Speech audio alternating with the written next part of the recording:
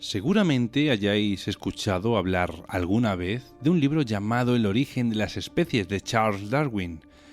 En él, Darwin sostenía que las especies actuales son el resultado de mutaciones genéticas que generación tras generación han conseguido adaptarse a su entorno, un proceso que él mismo denominó como selección natural. Para Darwin, la especie humana conocida como Homo sapiens sapiens no era una excepción, sino que también evolucionó por selección natural y selección sexual, una teoría que en su día, y me atrevería a afirmar que a día de hoy, llegó a conseguir rechazo y polémica en ciertos grupos sociales y religiosos.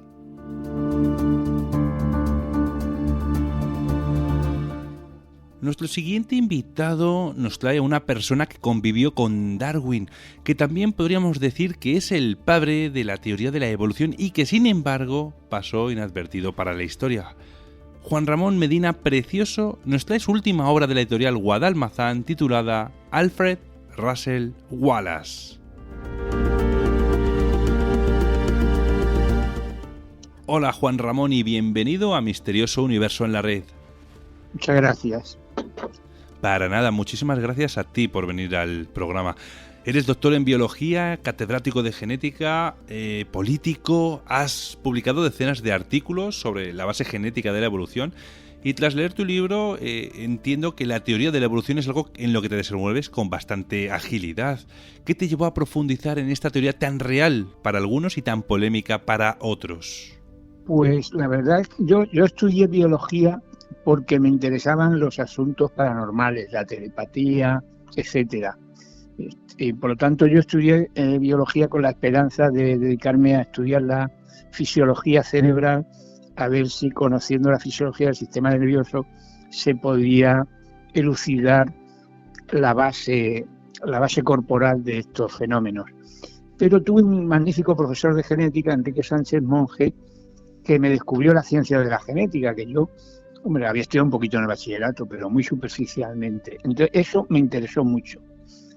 Y eso unido al hecho de que, de todas maneras, yo hice la tesina sobre el papel de una zona del cerebro de la rata que se llama los cuerpos mamilares en la respuesta de miedo y en la memoria. Pero tuve un accidente laboral, me mordió una rata y me produjo una enfermedad infecciosa grave. Y eso, por un lado, unido al hecho de que yo me di cuenta de que no podía captar la subjetividad de la rata, sino solo su conducta, me deslizó hacia el campo de la genética de la mano de Enrique Sánchez Monge primero, luego de Enrique Cerda.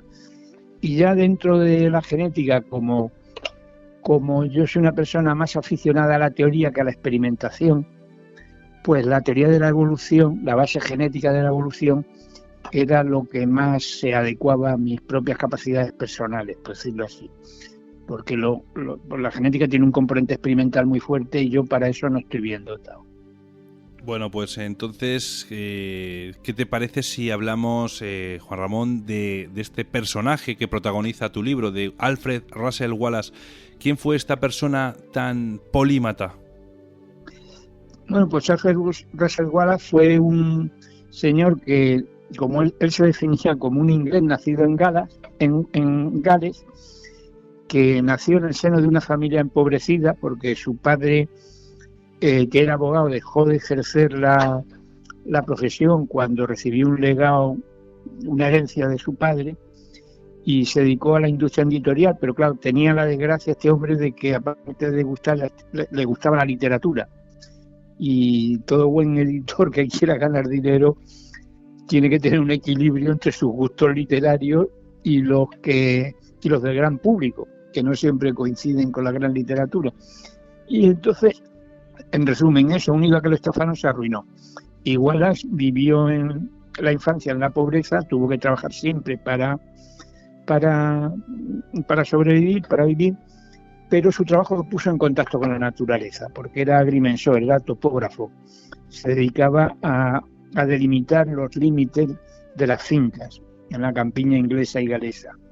Y ya de forma autodidacta, porque tuvo que dejar la escuela por la pobreza familiar, estudió botánica y zoología. Y a raíz de eso se fue a Amazonas, y bueno, y de ahí al archipiélago Mayor, total, que hizo importantes aportaciones a la teoría de la evolución, a un nivel comparable casi al de Darwin, al del famoso Charles Darwin. Y eso era un aspecto de la biografía de Wallace que me interesaba, porque yo mismo, a un nivel muy inferior desde luego, había estudiado la teoría de la evolución. Pero por otro lado, Wallace, a diferencia de Darwin, que se hizo ateo tras descubrir la selección natural, Darwin era muy creyente antes de hacer ese descubrimiento, que lo hizo en 1838, había nacido en 1809. Wallace no, Wallace siguió la trayectoria inversa, es decir, empezó siendo un completo descreído en asuntos espirituales y luego, a través del estudio de los fenómenos de la telepatía y del espiritismo, llegó a la convicción de que existía una dimensión espiritual en el universo. Y ese era un tema que a mí también me había interesado, todo lo paranormal y lo relativo a la espiritualidad, al espiritualismo. Y en tercer lugar, en la última etapa de su vida, Wallace desarrolló una importante actividad política. Defendió la igualdad de las mujeres, los derechos de las trabajadoras, de los trabajadores, la nacionalización de los terrenos, y yo también he tenido una pequeña actividad política. Entonces resulta que los tres temas a los que Wallace dedicó su vida, la teoría de la evolución, el espiritualismo y la actividad política, más bien contestataria, por decirlo así, y en la Inglaterra de su tiempo, en el Reino Unido de su tiempo, pues coincidían con mis propios gustos.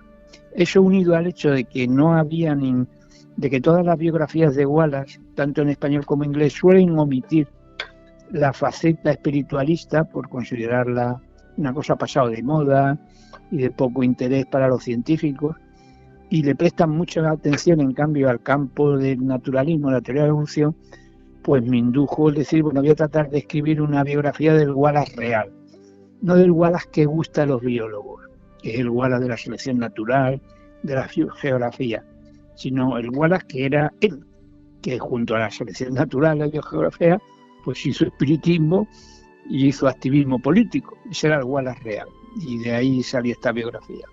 Muy bien, bueno, pues quizás ¿no? Esta similitud con él, que con esa empatía, ¿no? que muestras con él, bueno, pues se transmite a la hora de transcribir todo esto en tu libro, porque bueno, pues quien tenga la oportunidad de poder leer tu libro, se nota que está todo muy cuidado, ¿no? Todo muy bien explicado, y como que te has volcado mucho, y bueno, ahora ya sabiendo todo esto, pues entiendo, ¿no? Esta forma de describir a esta persona y toda su vida, desde luego.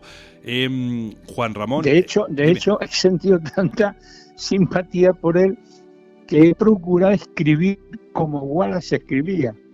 O sea, muchas de las frases que aparecen en el libro son traducciones de frases de Wallace, del inglés, que he hecho yo. Qué bueno. Lo que pasa es que Wallace ponía mal las comas, porque como no había estudiado, no había ido a la universidad y dejó pronto la escuela con 13 años, pues no, era muy ameno escribiendo, pero desde el punto de vista de un purista de la lengua no escribía bien. No ponía bien los puntos, no ponía bien las comas y tal, yo eso lo he cuidado un poco más. Pero aparte de eso he procurado escribir como escribía Wallace. Hasta ese grado ha llegado mi mimesis con el personaje. Ya ves. Y todo esto habiendo dejado los estudios a los 13 años. ¿Dónde llegó este hombre? Entonces sí. Imagínate si hubiese seguido su trayectoria y hubiese seguido estudiando. ¿Hasta dónde podría haber llegado? Quizás habría podido romper hasta paradigmas, ¿no? que había en la época. Bueno, él tenía la opinión justo contraria a la que acabas de expresar. Él llegó a creer que todos los inconvenientes que había tenido a lo largo de su vida, nacer en una familia empobrecida, tener que dejar la escuela, pasar enfermedades, padecía un naufragio también en el viaje del Amazonas a Inglaterra de vuelta, que todo eso eran unos espíritus protectores que lo habían encaminado para que cumpliese su destino de hacer su aportación intelectual a la humanidad. Porque él pensaba que si hubiera tenido una vida más acomodada, seguramente no habría hecho nada de lo que hizo.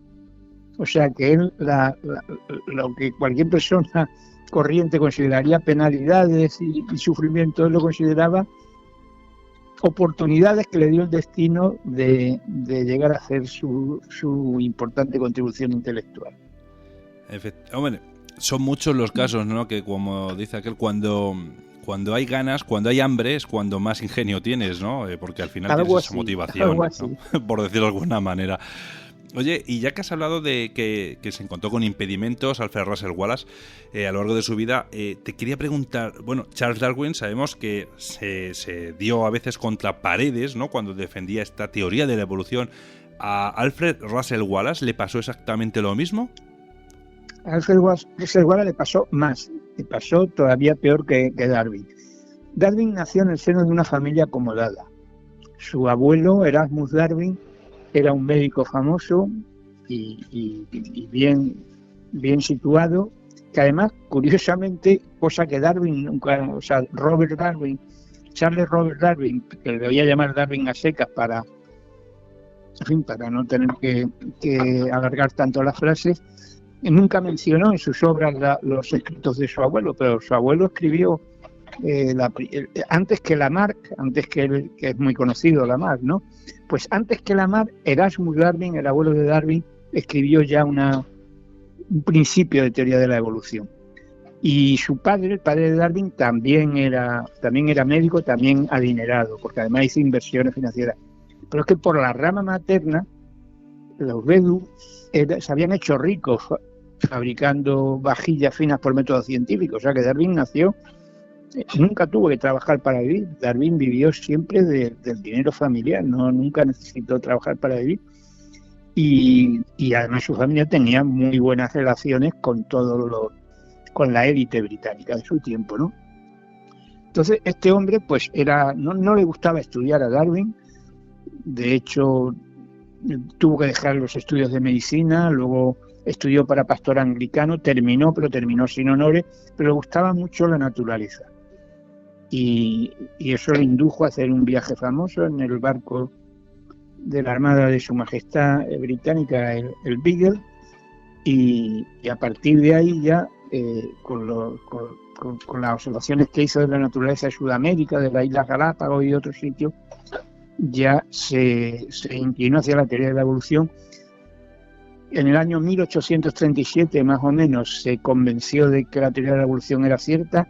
Antes no, cuando él se embarcó en el Beagle, no creía en la teoría de la evolución, creía que cada especie había sido creada separada por Dios súbitamente, y en 1838 ideó la teoría de la selección natural, pero se lo calló por prudencia, entre otras cosas. Mantuvo 20 años callada la teoría de la selección natural. Y de hecho solo la publicó porque Wallace se la anticipó. Wallace, que había nacido 14 años después, en 1823, descubrió la teoría de selección e inmediatamente se lo comunicó al propio Darwin. Y la publicaron juntos, la teoría de la selección natural. Pero Darwin la publicó arrastrado por Wallace, si no a lo mejor habría tardado todavía más en publicarla. Y hubo una cierta oposición más que nada de sectores religiosos, ¿no? Los científicos no creían en la teoría de la evolución hasta la obra de Wallace y Darwin y hasta la publicación del Origen de las especies en 1859. Pero a partir de ese año de 1859 Darwin adquirió mucha fama, las resistencias fueron siendo cada vez menores y, en fin, de hecho lo enterraron en la abadía de Westminster, ¿no? Que es donde enterraron a Newton también y a las grandes eminencias británicas. En cambio, Wallace, aparte de que venía de una familia pobre, lo cual ya lo ponía en desventaja, no solo descubrió la teoría de selección natural y por lo tanto sufrió los mismos ataques que Darwin, sino que además luego, como se hizo espiritualista, en la segunda etapa de su vida todavía sufrió más ataques, ahora por ser espiritualista. Antes por haber descubierto la selección natural y en la segunda etapa por ser espiritualista. De todas maneras, a mediados del siglo XIX el espiritualismo estaba muy de moda en todo el mundo y en Inglaterra en particular. Pero los científicos darwinistas y los marxistas, que ya, porque en 1848 fue el manifiesto comunista, Engels comentaba, por ejemplo, el colaborador de Carlos Marx, comentaba que Wallace había sido un gran naturalista, pero que se había equivocado totalmente con el espiritualismo, ¿no? O sea que la combinación del darwinismo, que se había hecho materialista, con el marxismo, que estaba en auge en aquella época, pues convirtió a Wallace, en fin, lo puso en dificultades. Pero no obstante, él siguió trabajando y publicando libros.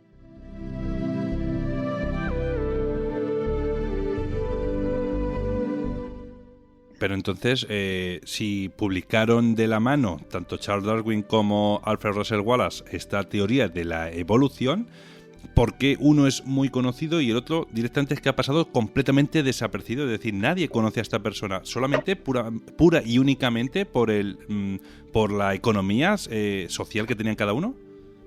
No, yo creo que hay varios factores. Ese es uno, pero no es el único. Bueno, en primer lugar, lo de que Wallace es poco conocido es un fenómeno que empezó hacia 1920. En el siglo XIX Wallace era conocidísimo en todo el mundo.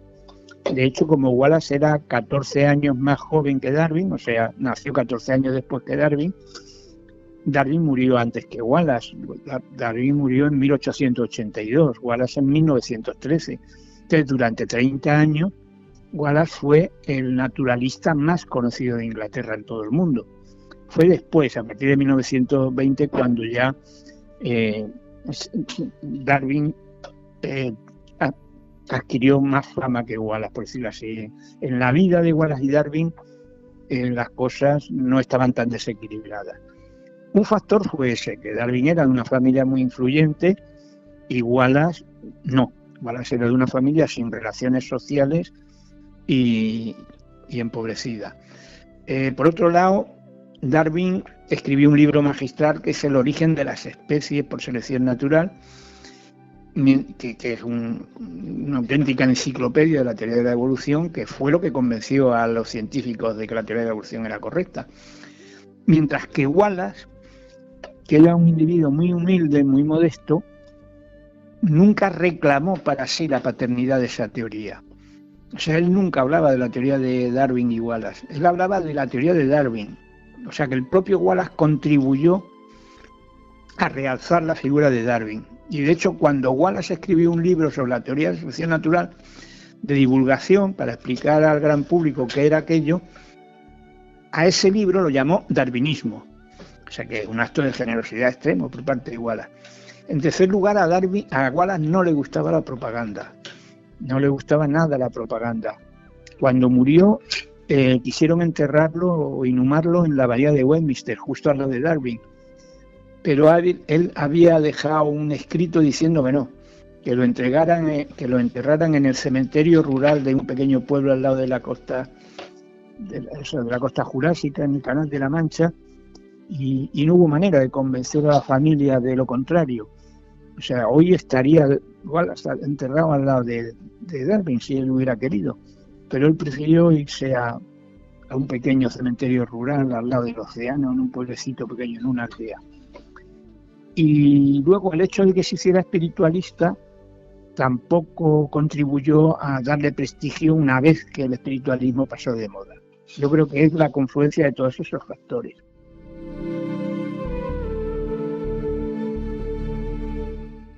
Antes de Alfred Russel Wallace y de Darwin hubo más personajes que se interesaron por la teoría de la evolución. Es que se me viene a la cabeza un nombre, el de Jean-Baptiste Lamarck, pero sin embargo Jean-Baptiste la llamó la teoría de la transmutación de las especies. Sí, bueno, es que la palabra de la evolución es relativamente reciente, en el sentido que le damos ahora de los cambios y diversificaciones de las especies.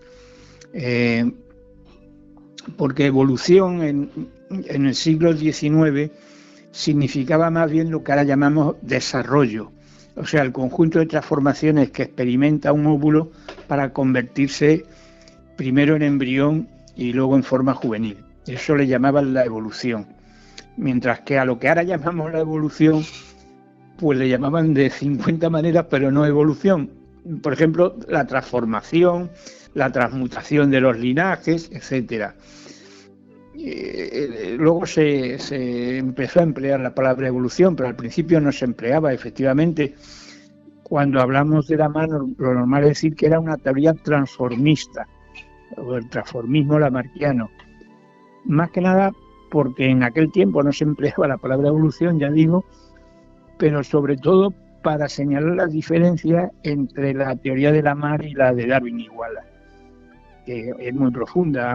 O sea, las dos tienen en común pensar que las especies no son inmutables, que cambian con el tiempo, pero luego los mecanismos que proponen y las consecuencias que tienen son muy diferentes en un caso y otro. Porque igual de la mar era sobre todo una teoría basada en la herencia de los caracteres adquiridos, mientras que la teoría de Wallace y Darwin se basa sobre todo en la selección natural de variantes hereditarias aleatorias. Juan Ramón, Darwin llegó a explicar alguna vez cómo se formó el primer ser vivo que dio origen a las especies. Él en el origen de las especies pone una frase de que, sí, un parrafito diciendo que debió empezar en un charco de agua caliente, no sé qué. Él suponía que el primer ser vivo se había producido por una especie de evolución prebiótica, que es lo que creen ahora la mayoría de los científicos. Pero claro, no pudo demostrarlo porque además Darwin de bioquímica sabía muy poco. Y de hecho cuando Wallace y Darwin hicieron sus investigaciones no se sabía ni que el ADN era el material genético. El ADN, o sea, la estructura del ADN de Watson y Crick es del año 1953, me parece recordar. O sea, casi un siglo después, ¿no?, de la teoría de la selección natural. De hecho, Mendel ya había hecho sus experimentos con guisantes que demostraban la existencia de genes, pero Darwin nunca llegó a leer a Mendel, o sea que ni siquiera sabía de la existencia de los genes. De hecho, el propio Darwin creía en la herencia de los caracteres adquiridos y elaboró una teoría llamada de la pangénesis para explicar la herencia de los caracteres adquiridos, de manera que Darwin no tenía los elementos necesarios para configurar una mínima teoría sobre el origen de la vida. Wallace, en cambio, se interesó mucho por ese tema y apuntó una paradoja que todavía hoy no hemos resuelto. Los biólogos tienden a pensar que la vida, el fenómeno de la vida, es una consecuencia de la organización de las células. O sea, los seres vivos son organismos, seres organizados, y que es esa organización la que fundamenta los procesos vitales.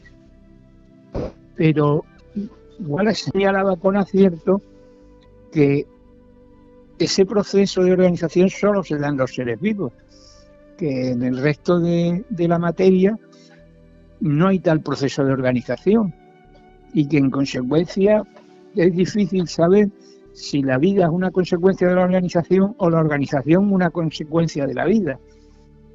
Esa paradoja que Wallace la señaló todavía no está resuelta. Los científicos siguen creyendo que la vida es una consecuencia de la organización, pero hasta ahora siguen chocando con el hecho de que solo aparece ese proceso organizativo en el seno de los seres vivos.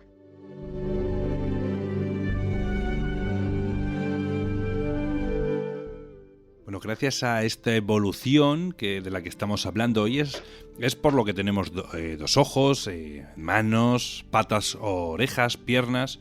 ¿Cómo es posible que todo esto llegue a desarrollarse desde un ser vivo tan simple y que finalmente se haga tan complejo como fueron nuestros antepasados o como lo somos nosotros en la actualidad? Solo lo comento con los seres humanos esto, sino también podemos extrapolarlo, ¿no?, al reino animal. ¿Cómo se lleva a cabo esta magia? Bueno, lo primero que hay que tener en cuenta es que los primeros seres vivos aparecieron en el planeta hace unos 3.500 millones de años. Es que esa es una cantidad de tiempo inimaginable. O sea, nosotros podemos vivir ahora 80 años, pero es que son 3.500 millones de años. Los primeros seres vivos que aparecieron eran bacterias, que ya son organismos relativamente complejos, pero infinitamente menos complejos que cualquier animal, ¿no?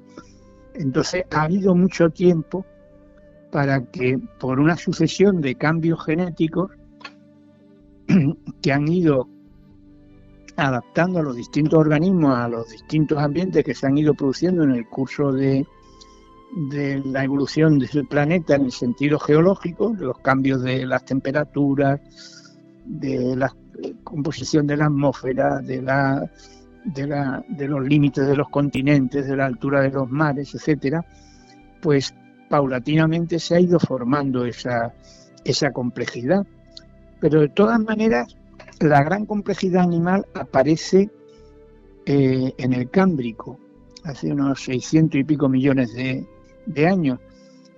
En ese momento se forman los aproximadamente 30 filos, 30 grandes agrupaciones de animales que existen, y desde entonces no ha aparecido ninguna nueva. O sea que ahí en el Cámbrico hubo un proceso importante de diversificación y aparecieron lo que luego llegaron a ser más complejos. Pero vamos, en esencia hoy un biólogo te diría que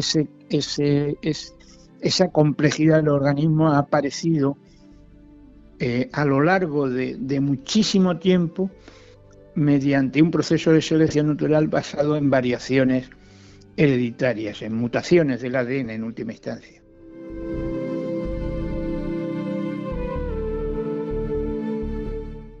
Alfred Russel Wallace, un libro de la editorial Guadalmazán escrito por nuestro invitado Juan Ramón Medina Precioso. En esta obra podemos conocer cómo fue la vida de esta persona tan olvidada en el paso de los tiempos y cuáles fueron sus aportaciones, que os aseguro que no fueron ni mucho menos pocas. Como bien dice su portada, es la biografía definitiva del controvertido naturalista contemporáneo de Darwin. Juan Ramón, ¿formas de contacto y redes sociales en donde podamos encontrarte? Pues yo en redes sociales solo empleo WhatsApp, no estoy en redes sociales. Escribo en el periódico Murcia Plaza, que es un periódico digital de la región de Murcia, todas las semanas un artículo que llamo El Pasico del Aparecido. Lo llamo así por un milagro que hubo en el campo de Cartagena de una virgen, una estatua de la Virgen que se la encontró un labrador que iba andando pasico a pasico, y se la llevó al pueblo más cercano y se la dio al párroco. Uh-huh. Y el párroco la puso en la iglesia, pero al día siguiente la Virgen apareció en el sitio donde se la había encontrado el labrador. No estaba a gusto, y ¿no? Como consecuencia, y como eso pasó varias veces, que se llevaban la Virgen la estatua de la Virgen a la iglesia y por la noche volvía sin que nadie supiera cómo al sitio original, acabaron poniendo ahí una ermita, ¿no? Uh-huh. Que le llaman la ermita. Entonces, como a mí me gustan los fenómenos paranormales y este tipo de sucesos, y he vivido mucho tiempo en la región de Murcia, pues le he puesto a la columna El Pasico del Aparecido. Ahí va mis opiniones, pero vamos, y ahí opino sobre todo más bien de política, aunque siempre intentando darle un sesgo cultural, más que las opiniones políticas habituales, ¿no? De tipo partidista. Ahora estoy, por ejemplo, con el problema ecológico del Mar Menor y con la ecología, vinculándolo a estos temas. Pero luego lo que hago son mis libros.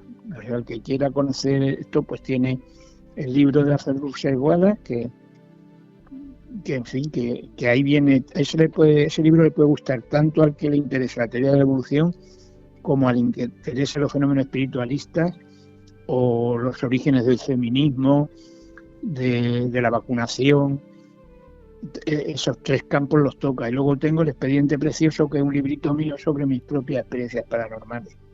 Muy bien, bueno, pues les echaremos un vistazo a este otro libro de estas experiencias paranormales que has vivido, y también a esa columna, ¿no?, del Pasito.